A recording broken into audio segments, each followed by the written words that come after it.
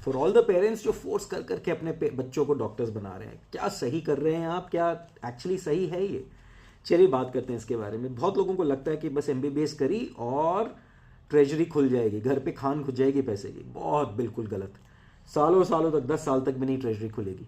उसके बाद एमबीबीएस के बाद एमएस एमडी जो भी आप करेंगे, फिर 3 साल, उसके बाद फिर सड़क पे, फिर पोस्ट ग्रेजुएशन करेंगे।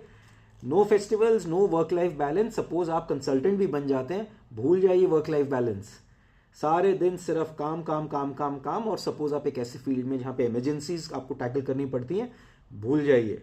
For all those who think कि लाइफ बहुत चबी कोजी हो जाती है, आपकी लाइफ डस्टबिन में रहती है जब तक आप उस स्टेज पे नहीं पहुंच जाते कि आप रूल कर सके, जब आप इंडिपेंडेंट हो सके। एंड वो स्टेज आती है approximately when you are around 40 years of age. तो आप 18 साल से 40 साल, वो 22 साल, ये जो स्ट्रगल है ना, वो आपके पेरेंट्स ने जो आपको बता दिया कि डॉक्टर बन जाओ बस हो जाएगा।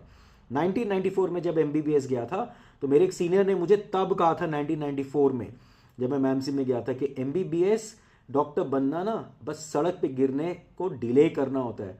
5.5 साल के बाद फिर से सड़क पे, पीजी करोगे 3 साल तक काम कर लिया, फिर सड़क पे, उसके बाद सुपर स्पेशलाइजेशन करोगे 3 साल के बाद, फिर सड़क पे, उसके बाद क्या करोगे?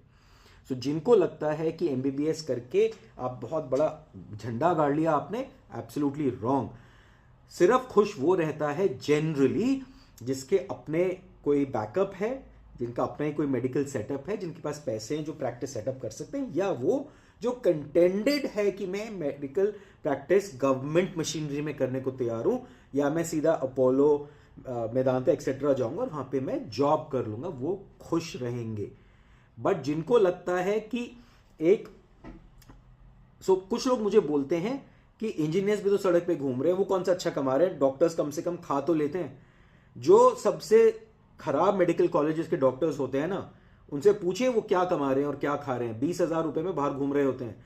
बीडीएस के बच्चों को 5,000 रुपए की सैलरी नहीं मिल रही है। एमबीबीएस में 80 to 90% 50,000 60,000 की ब्रैकेट में ले लेके घूम रहे हैं बाहर। प्राइवेट जो हॉस्पिटल्स हैं वो बीएएमएस बीएचएमएस को रख रहे हैं 20-20 25-25 50-50 हजार की सैलरी पे, एमबीबीएस को नहीं रख रहे हैं। एमबीबीएस भटक रहे हैं, ये फैक्ट है।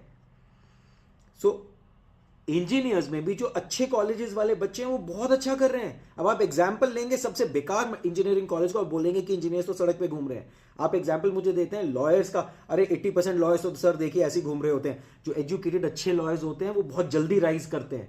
चार्टर्ड अकाउंटेंट्स बहुत अच्छे राइज करते हैं। डॉक्टर्स अटक जाते हैं, डॉक्टर्स की स्ट्रगल खत्म नहीं होती। इस फैक्ट को याद रखिए। फैक्ट को याद रखेंगे तो हो सकता है you might take a better decision.